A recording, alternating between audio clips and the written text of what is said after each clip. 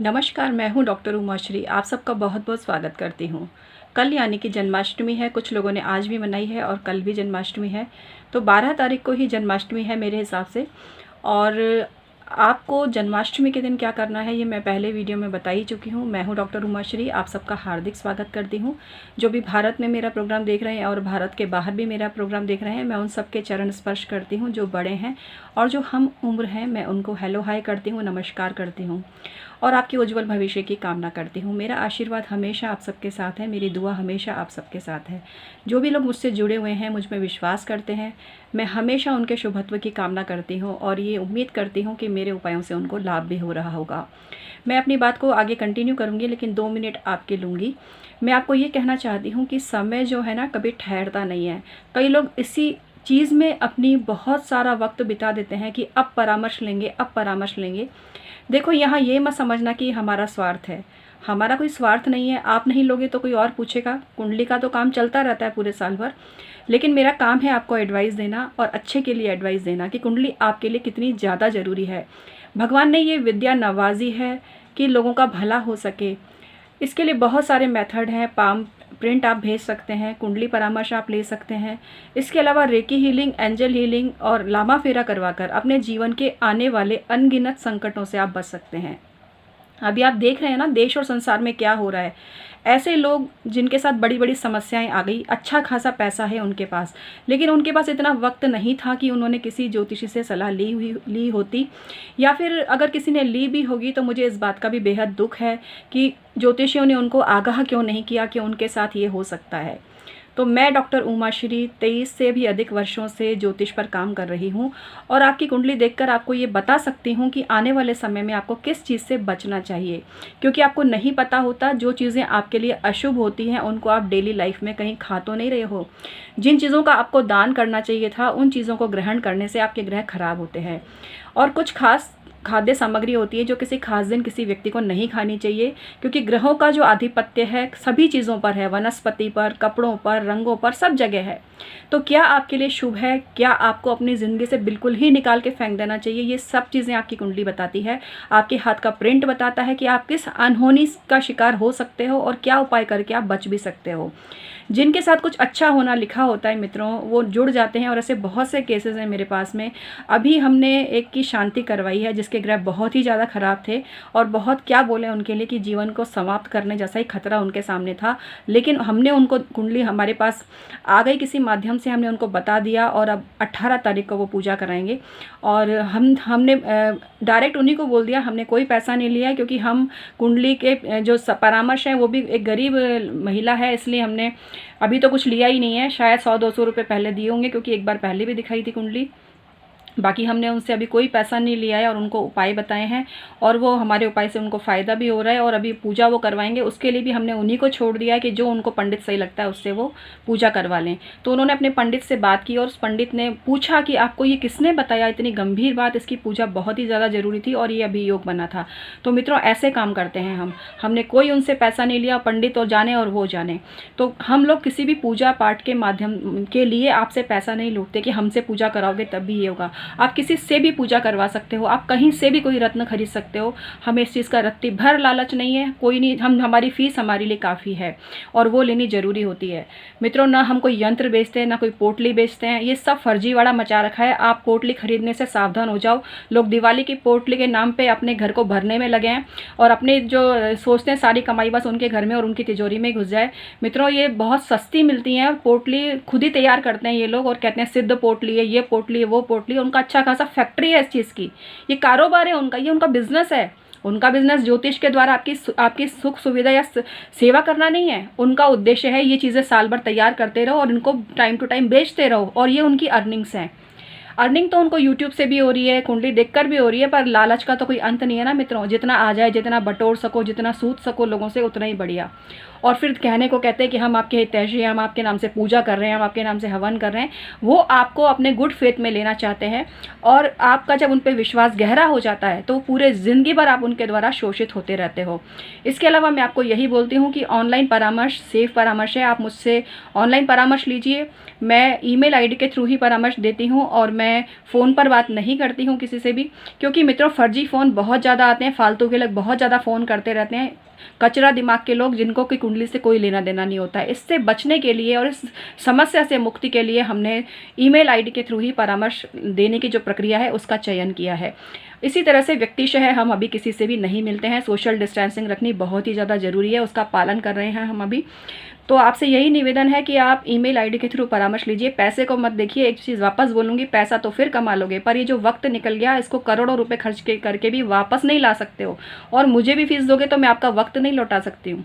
तो इस चीज़ की अगर गंभीरता को आप समझते हो और आप जानते हो कि आने वाले टाइम में आपको क्या करना चाहिए क्या नहीं करना चाहिए, आप तो अंतर्यामी हो नहीं, आपको कैसे पता चलेगा। ज्योतिषी भी कोई अंतर्यामी नहीं है, वो एक विद्या जानता है जिसके ज़रिए वो आपका भला कर सकता है।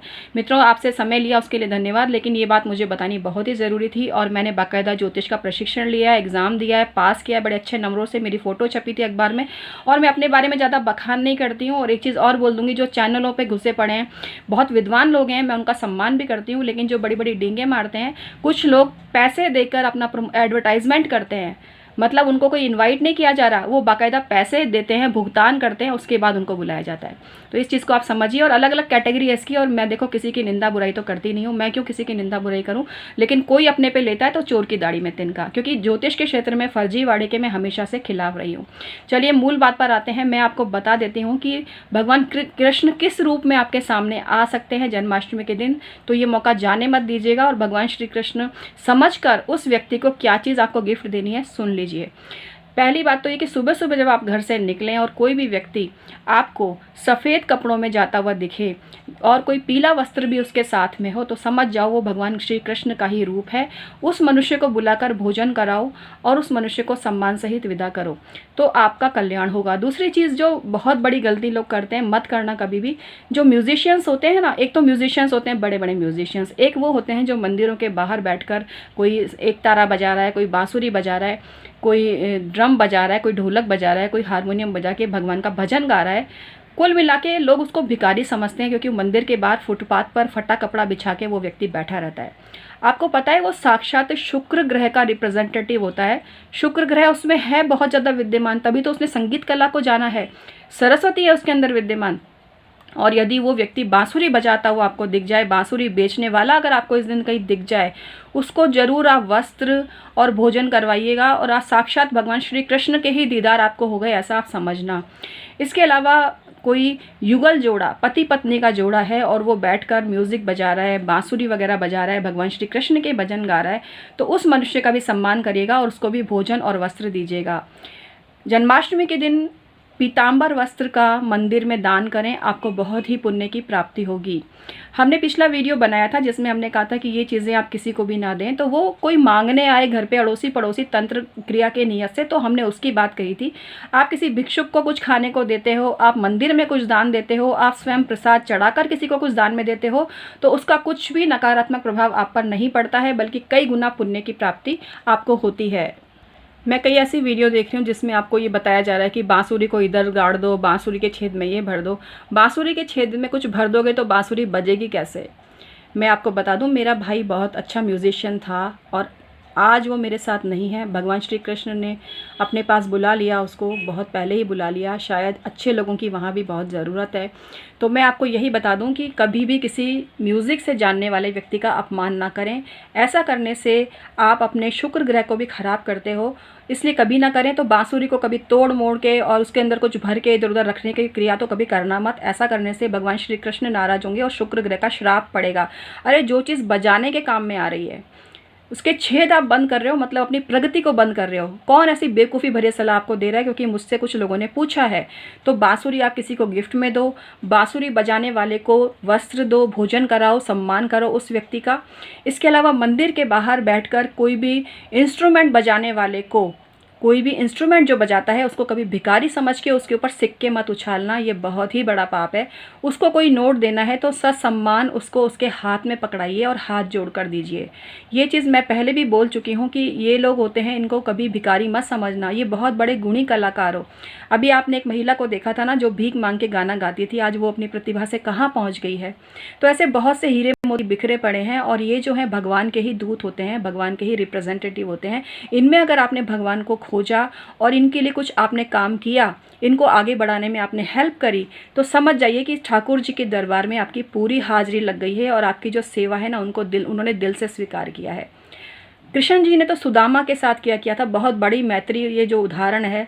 तो ऐसे में आप अपने मित्र की मदद करिए। जो मित्र आपका गरीब है उसकी गाड़ी में कभी पेट्रोल भरवा दीजिए, कभी उसके घर में कुछ राशन वगैरह दे दीजिए। उस कुल मिला के उसकी टाइम टू टाइम हेल्प करते रहिए। अपने गरीब मित्र की मदद करते हो तो उससे भी कृष्ण भगवान का आशीर्वाद आपको मिलता है।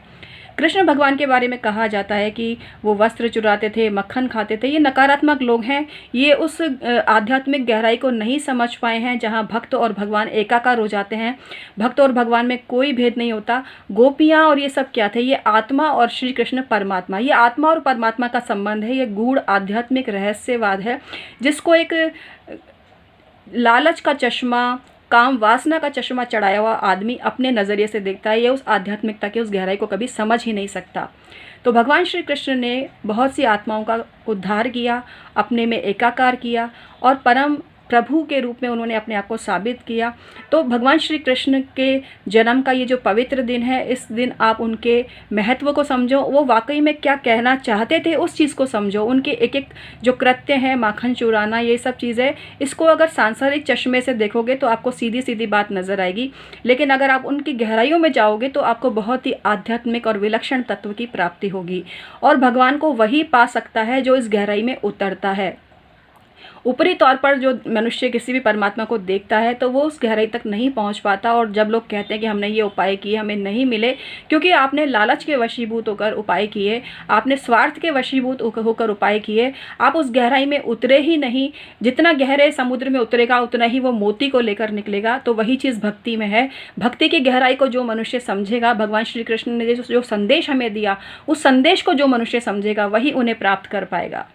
भक्ति दिखाने की वस्तु नहीं है, भक्ति एक अंतर मन की वस्तु है। आपके भीतर कितनी पवित्रता है, आपने परमात्मा को कितना भीतर से महसूस किया है, जिस दिन ये काम कर लोगे उस दिन आपके ऑटोमेटिकली बिना टोने टोटकों के सभी काम बनने लगेंगे। ये मेरा चैलेंज है।